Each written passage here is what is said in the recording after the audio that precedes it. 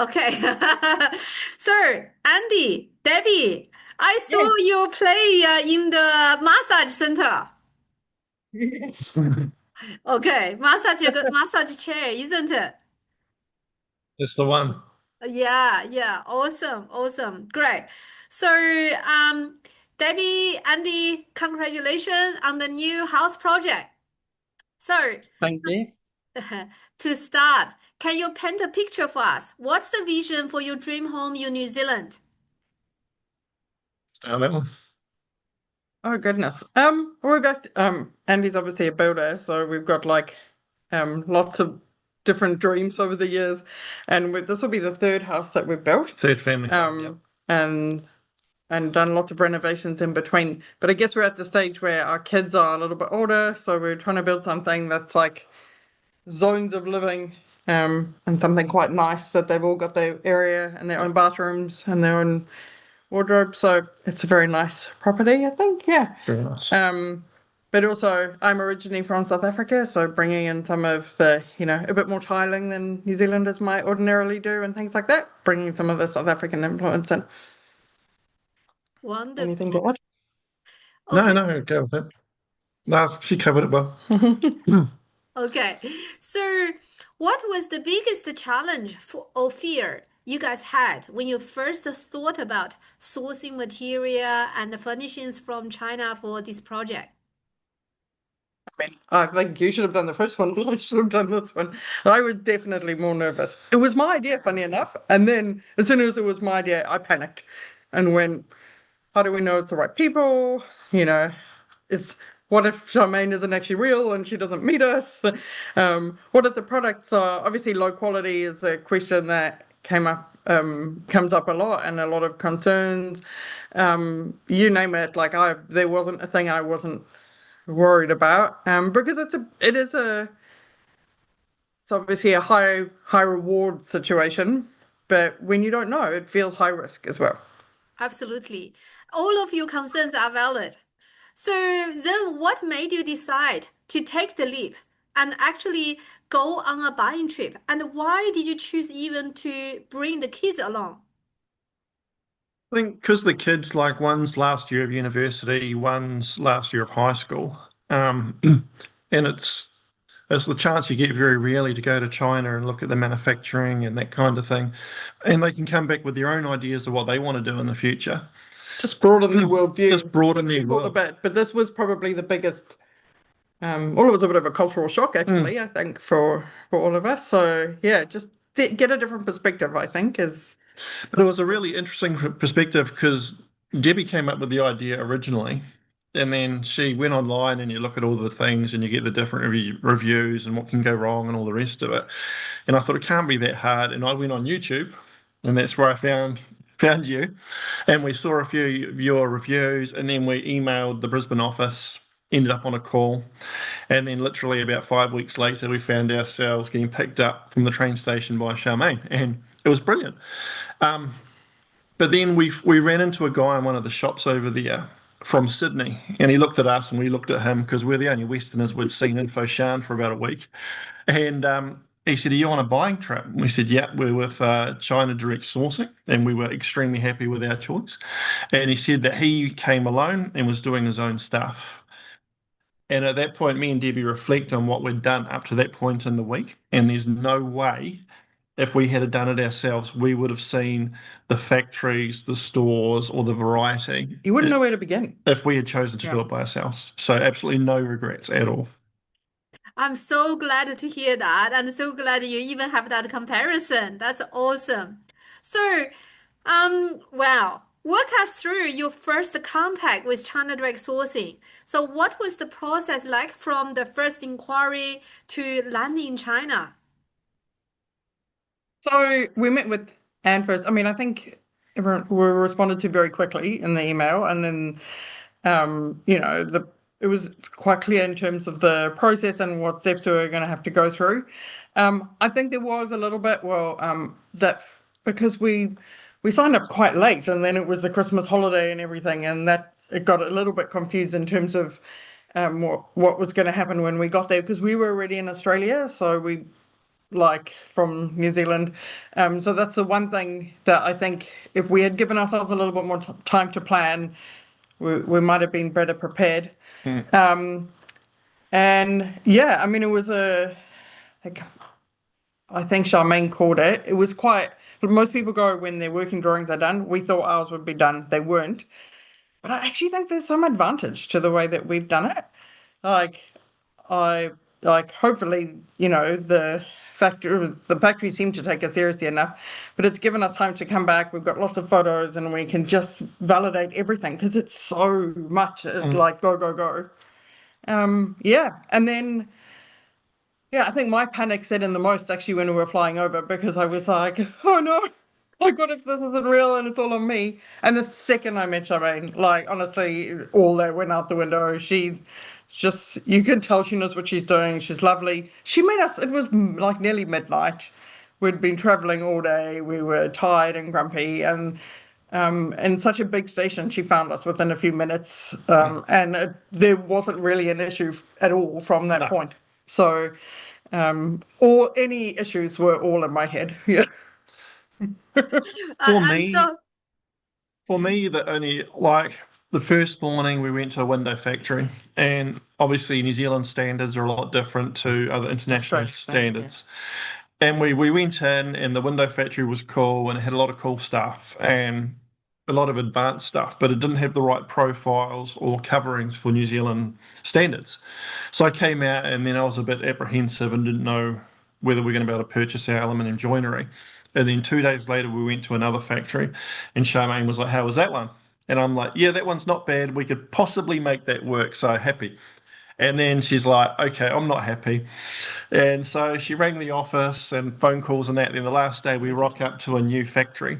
Walk in, there's a crate there packed ready to ship that's going to Auckland. Look over the other side, different suburb in Auckland, and you go down and they specialise in New Zealand and Australian standards. And I'm like, sweet. And again, that's something we'd never find By ourselves. It by was an ourselves. hour and a half out of Foshan. It was a Yeah, bit of a drive. But the fact that like, as Andy didn't directly say, no, I'm not happy, he was kind of just probably less excitable than he apprehensive. was like yeah, when he saw, and you could tell, especially the second one. I think you seemed okay, no, this is fine. But she could obviously tell he wasn't You were 100% not comfortable. And she's like, impressed. yeah, yeah, she said, oh, no, they only like produced like three New Zealand certificates. That wasn't enough for me. These people specialize in New Zealand, and as we said, we could see it straight away. And I could see Andy just breathing a sigh of oh, relief. sweet, we've got windows. So yeah, we've seen some windows coming to New Zealand before the purchasers seen them, but they're all getting ready to ship off. So yeah, that really summed up to Yeah, me how she approached everything. Yeah. Yeah, you're absolutely right. I'm glad that I hear that feedback, and especially dealing with you guys and the first time, and it take us some time to absorb everything, but we have your best interest in our heart. see, And So, shit. Yeah. yeah.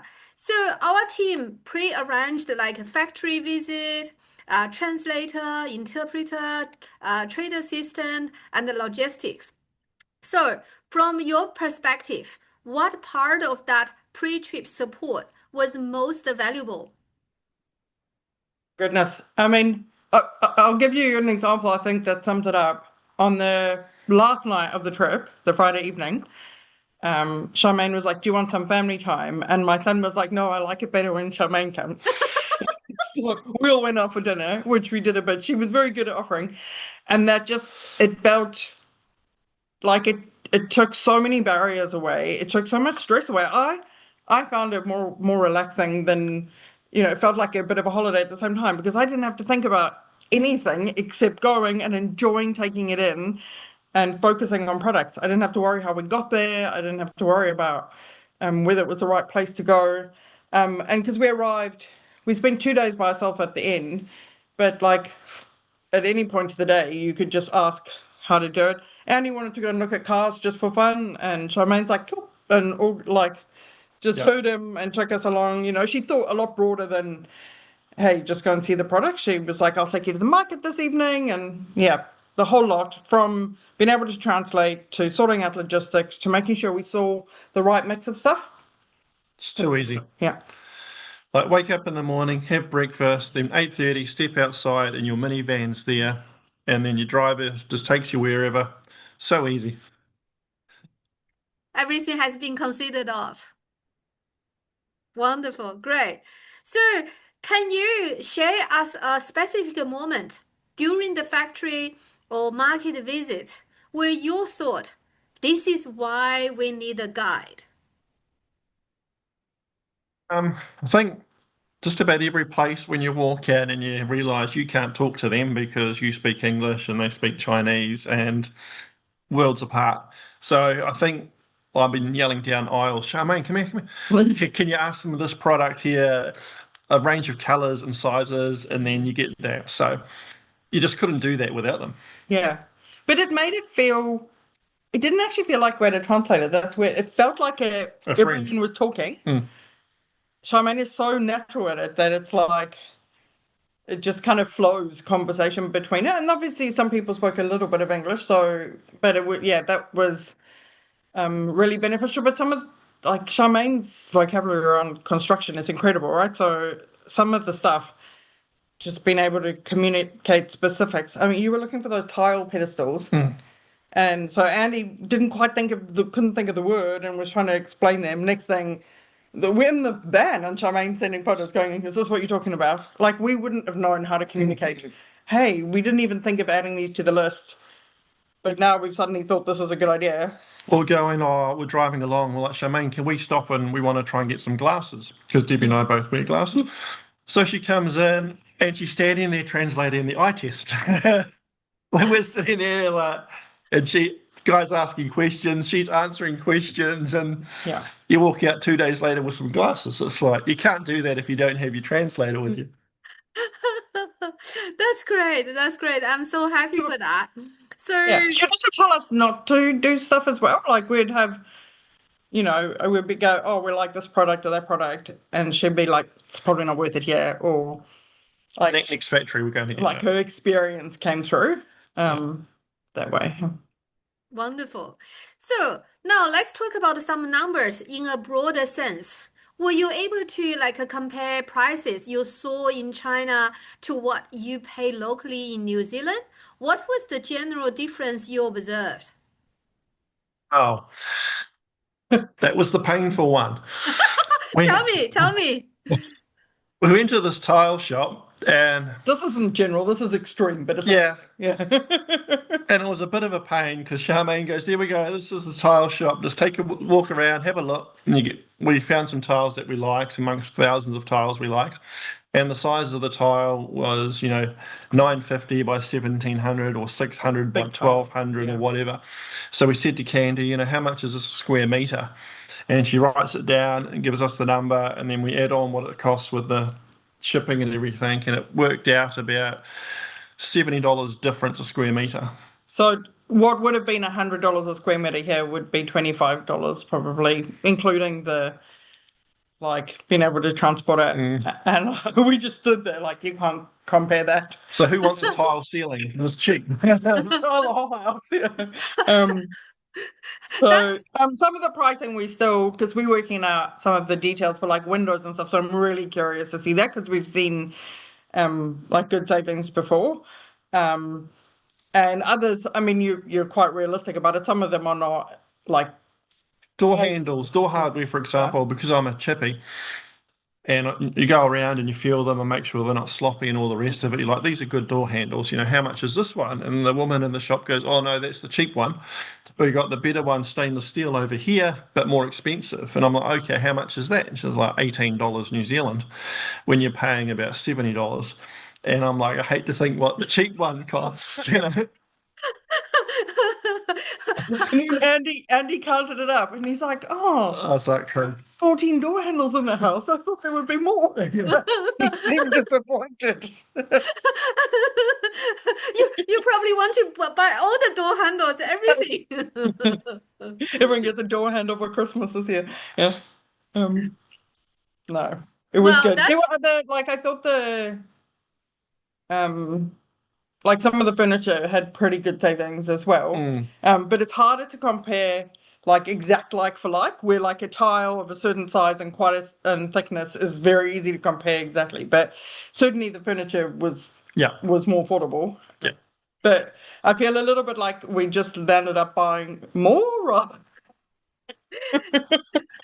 Well, that's exactly the reason one of my clients actually tiled from the ground to the ceiling.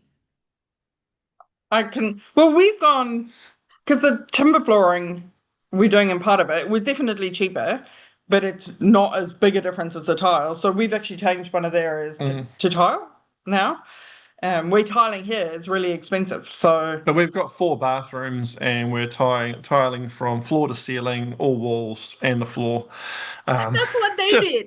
And even the laundry. That's even the yeah, laundry. that's what we And do. yeah, and should we they do like laundry floor to ceiling? I was like, why do you need to do walls in the laundry? It's like, oh, we can. And we're in the kitchen shop, and Debbie's organising the cabinetry for the laundry and stuff. That was my highlight. And then she's like, okay, so what are we going to put on the laundry bench top? And Debbie's like, oh, well, we'll just put stone now because the price. It's like, Yeah. that's what Well, another customer did as well. And then now they sold their house. Probably they made extra $600,000 wow. and then in they're both going to go back homes. to China and buy more tiles. Oh yeah, yes. They just did a presentation this Saturday to 150 developers, okay, to my customer. And they shared their experience and they shared like everything they bought from China. They now build it, they complete it, they sold it. All right. Don't And give him then ideas. I and want to then live in it for a little while. and they lived for 2 years. I And don't want to live there then that long. yeah. And then they also made a no capital gain tax. Wow. Yeah, And it's they similar just bought here. another land. They just bought another land and they're building that one and do it again. They'll go to China with us in April. I left candy store and got in the van, and I'm like, babe, I think after we build this, we're opening tile shop. He wants to open a tile shop. Yeah. Do that, do that. Okay. So quality is a big concern for people. Did you find that the quality meet your expectation? How did our team help you verify quality before purchasing?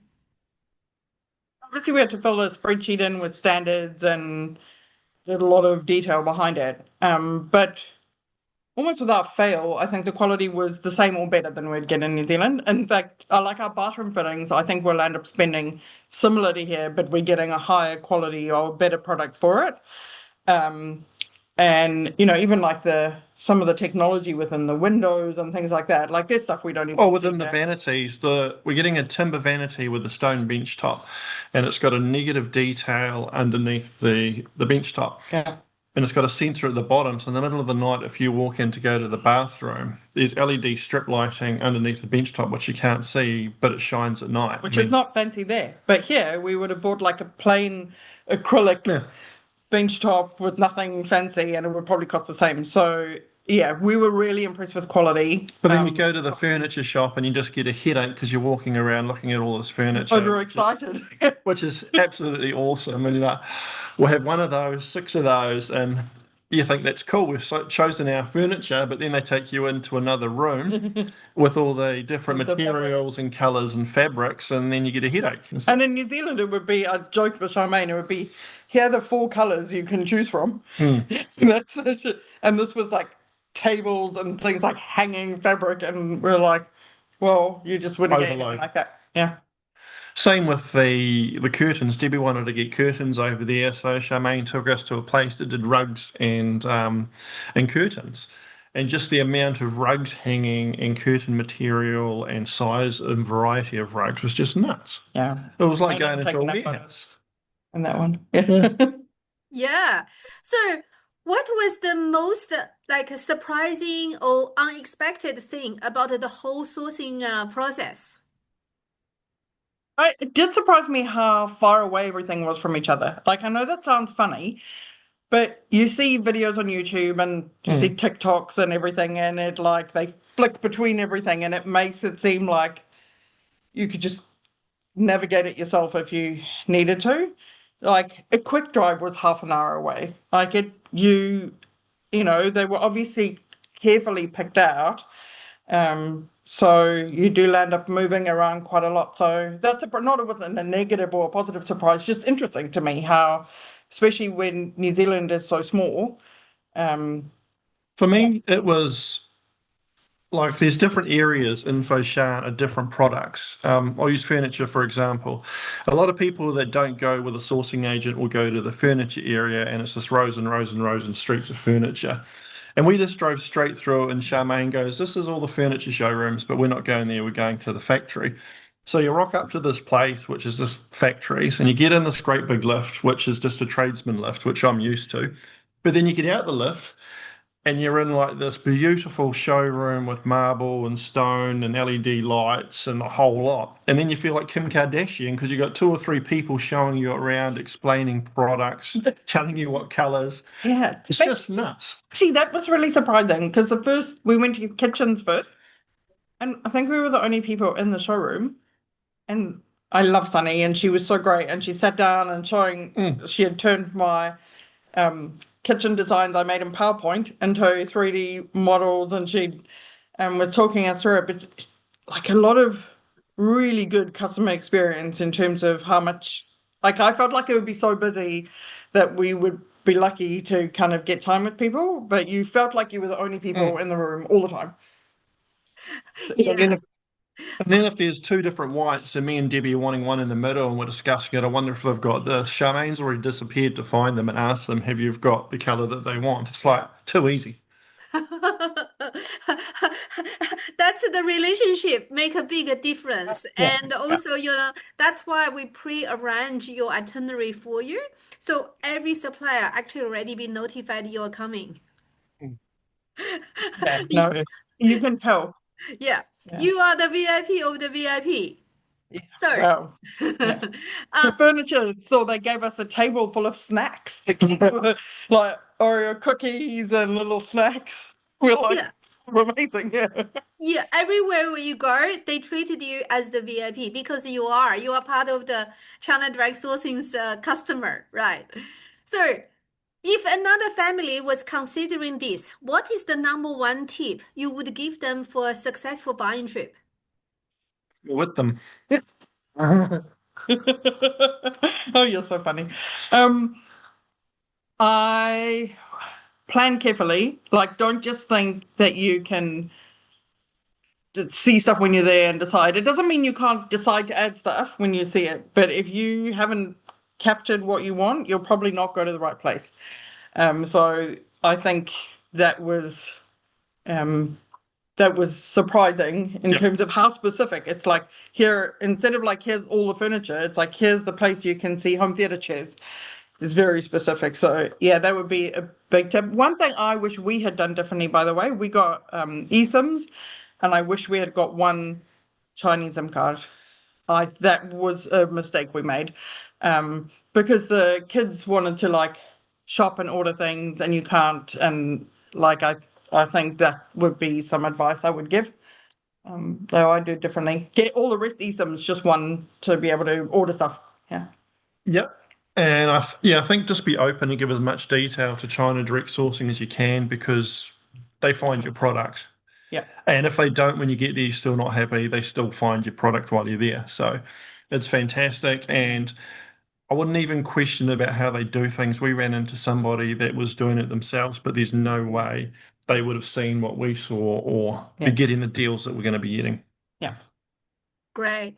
So now the trip is over and the goods is, will you start to like, placing the order.